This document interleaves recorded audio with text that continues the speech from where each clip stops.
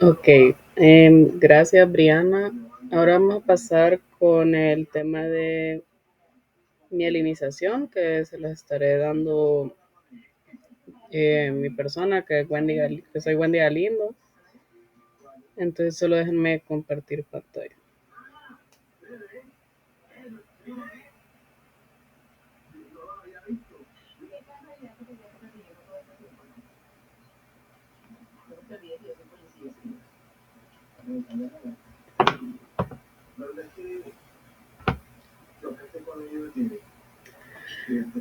Ok, entonces pues vamos a hablar de mielinización, pero pues antes de hablar de todo el proceso es necesario que describamos pues qué es la mielina. Pues básicamente la mielina va a ser una estructura que va a recubrir todo lo que son los nervios, o en este caso pues las neuronas, y va a actuar como una capa aislante. Y esto pues permite varias funciones, entre las principales que es que se lleve a cabo más rápido la transmisión del impulso nervioso. La mielina en sí es una lipoproteína y esta debe estar formada por esfingolípidos, fosfolípidos y también colesterol. En un 80% su formación va a ser lípidos y el otro 20% van a ser proteínas. Entre sus funciones, pues vamos a tener, como les decía, la conducción de impulsos, pues esta la hace mucho más rápido. También va a prevenir la disociación del impulso. Esto quiere decir que va a permitir que sea continuo, que no se vaya como a mover hacia otra neurona o pierda como el camino. También ayuda al soporte de la fibra nerviosa y también va a prevenir ese intercambio iónico entre el citoplasma de la fibra nerviosa y el tejido de alrededor, porque pues también esto puede causar como ciertas alteraciones al momento del impulso nervioso, entonces la mielina pues ayuda a evitar eso. Ahora, ya como tal es pues la mielinización. Pues este proceso básicamente significa el recubrimiento de las conexiones entre pues las neuronas que para, como les decía, más que todo facilitar esa conducción nerviosa. Y este pues va a llevar un proceso pues no es complicado, pero sí lleva una serie de pasos, que es lo que les voy a explicar a continuación. Que antes de explicar todo ese proceso de formación, es necesario hablar de las células especializadas. Como les mencionaba Briana, una de las células que conforman nuestro sistema nervioso son las células de Schwann y los oligodendrocitos. En este caso, ellas son las encargadas de esa mielinización, pero hay que destacar pues sus diferencias. Las células de Schwann van a actuar a nivel del sistema nervioso periférico y los oligodendrocitos van a actuar a nivel del sistema nervioso central. También la otra diferencia que les mencionaba Briana era lo de que las células de Schwann solo mielinizan un axón, mientras que los oligodendrocitos pueden mielinizar de 60 a 80 más o menos, si no me equivoco. Entonces, para que recuerden esas diferencias entre ellas, porque se pueden llegar a confundir, ya que tienen básicamente la misma función. Ahora, ya lo que es con la formación, en su formación pues va a destacar ciertas estructuras a medida se va mielinizando el axón, como por ejemplo el mesoaxón, también unas que conocemos como las incisuras de Schmidt-Lantermann, neurilema y los nodos de Rambier. Pero ¿cómo inicia todo eso? Pues primero debe haber un contacto inicial de parte de la célula. En este caso, pues ya sea la célula de Schwann o el oligodendrocito, debe adherirse al axón al que va a mielinizar. Entonces, una vez se adhiere, se va a formar esa estructura que les digo del mesoaxón. Básicamente, este mesoaxón es una prolongación de la membrana plasmática de la célula y este pues va a rodear el axón y va a empezar a enrollarse enrollarse sobre él, que es como eso que observan en la imagen, que se va como enrollando. A eso se refiere que se va formando ese mesoaxón.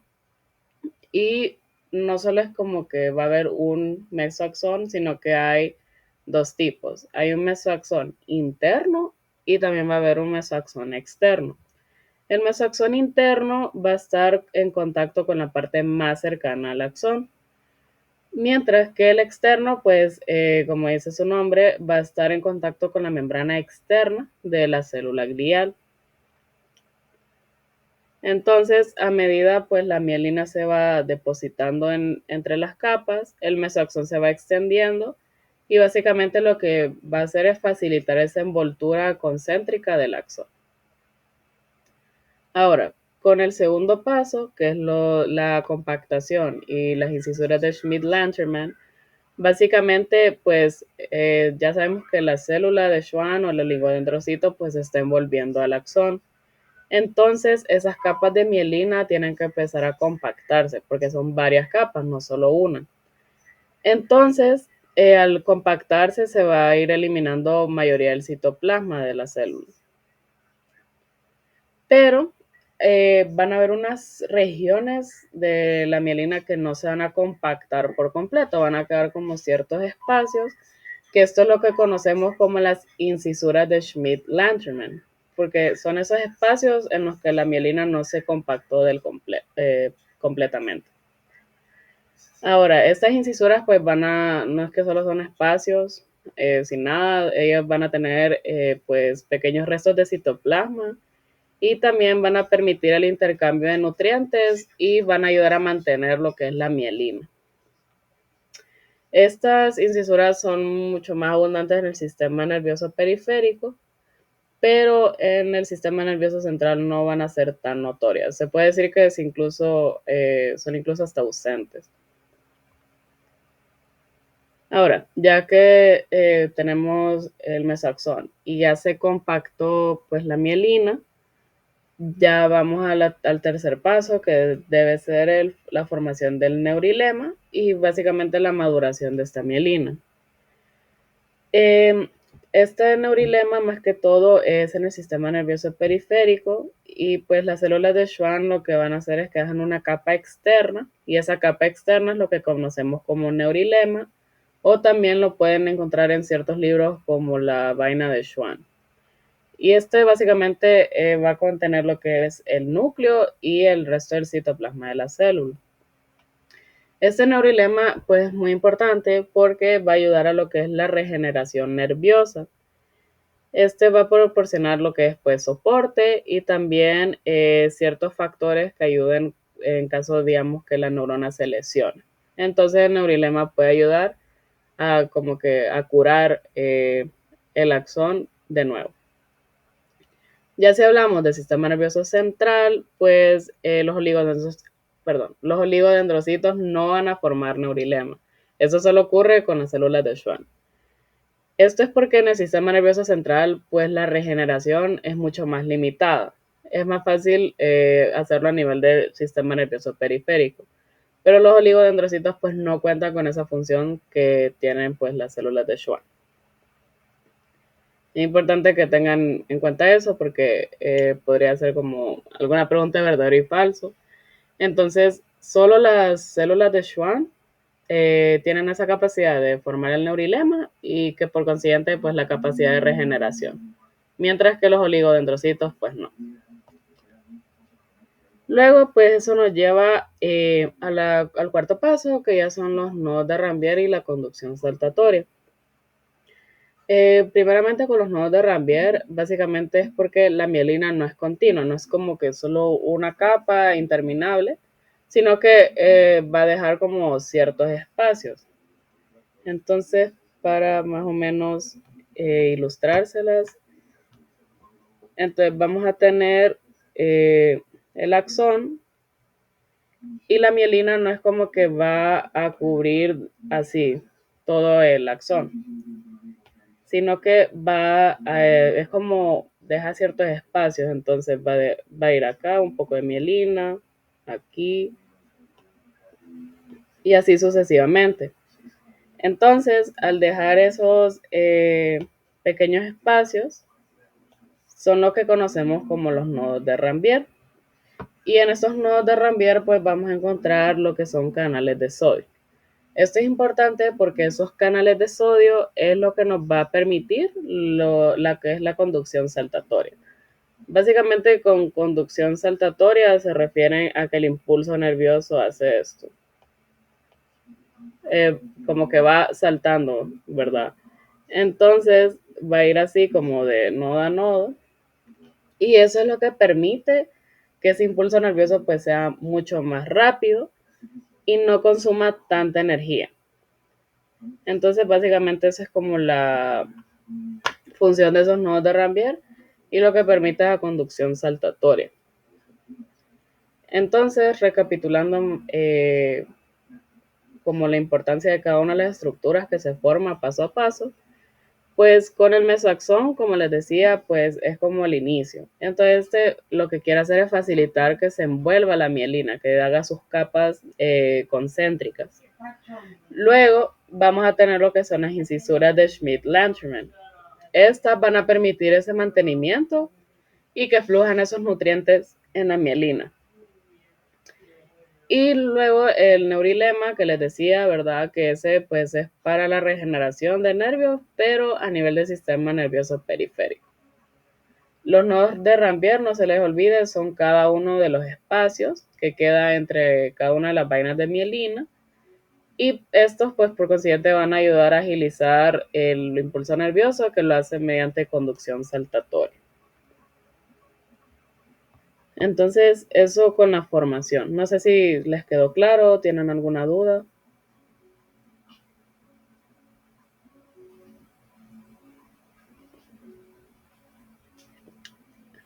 Ok, tomar eso como un sí. Ya que hablamos de la formación, es importante mencionar que no todas las fibras nerviosas de nuestro organismo van a estar mielinizadas.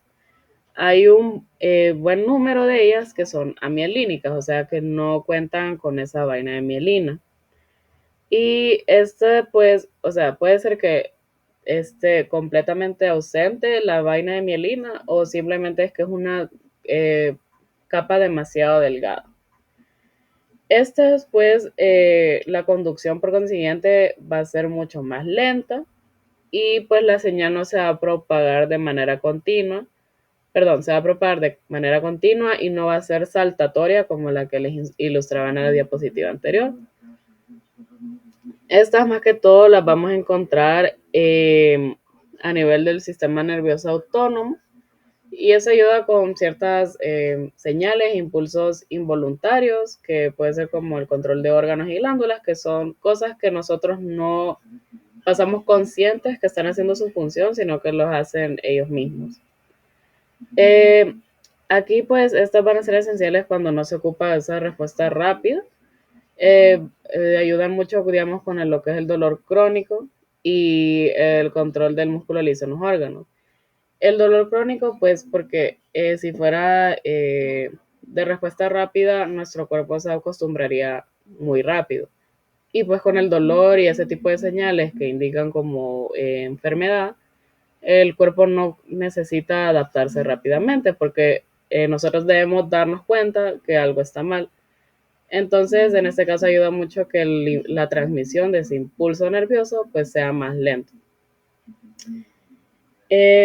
Más que todo, pues sí, esas van a estar presentes a nivel del sistema nervioso periférico.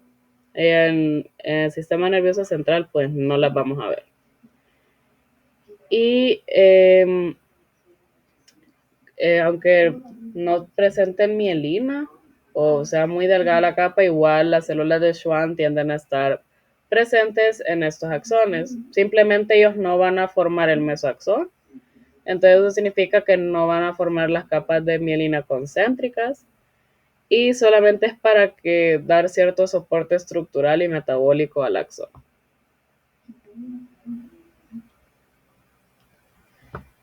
Ahora, hay como ciertos tipos de fibras nerviosas que estas básicamente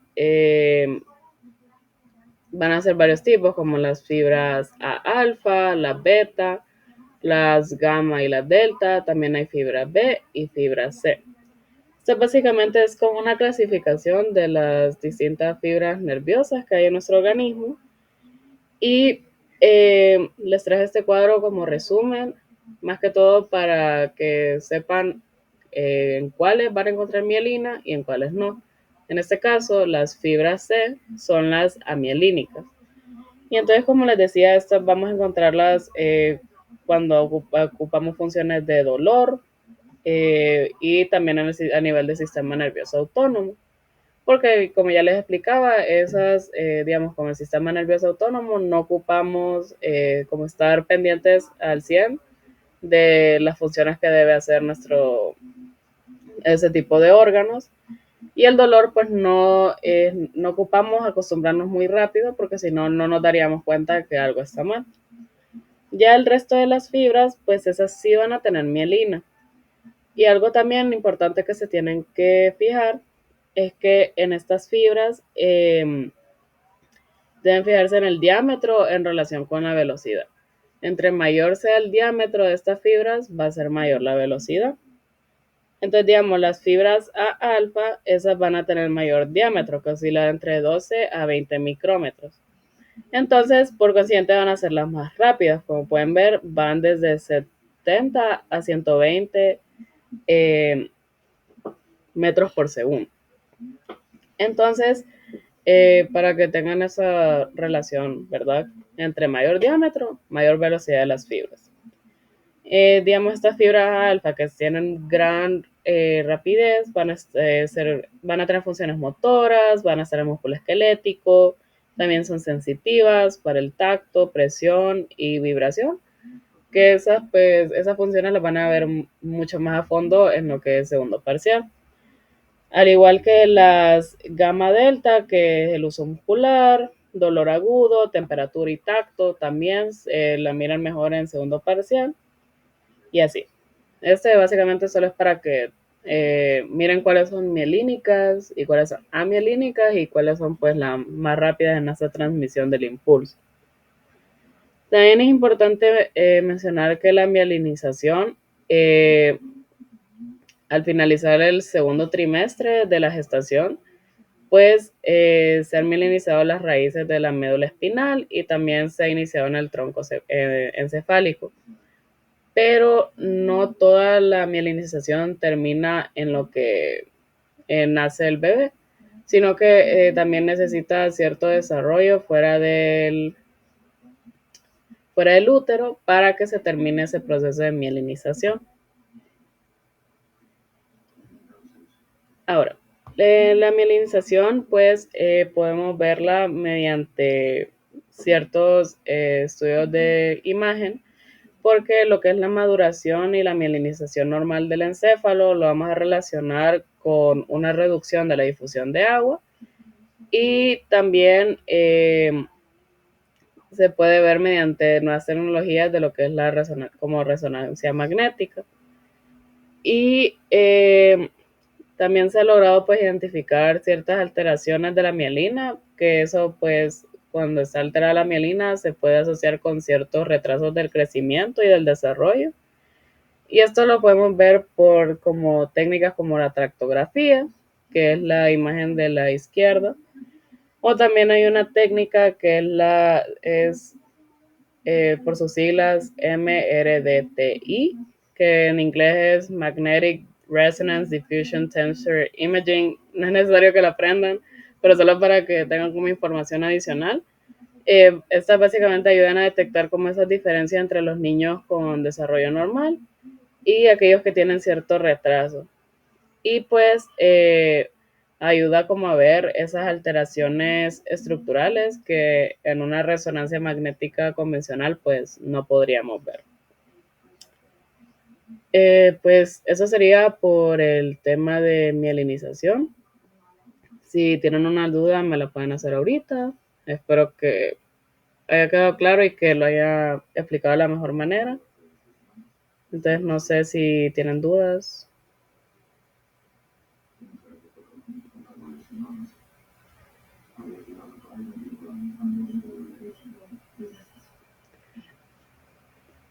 Ok, bueno, muchas gracias por su atención. Espero que les vaya muy bien en su examen.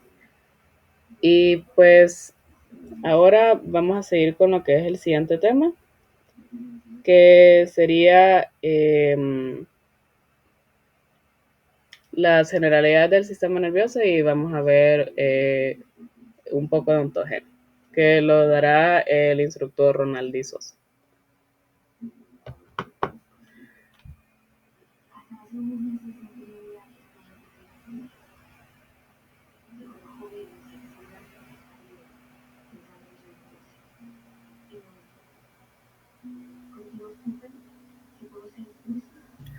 Buenas noches, chicos. Mi nombre es Ronaldi Sosa y pues a mí me toca estarles dando lo que sería el repaso de neuroanatomía general.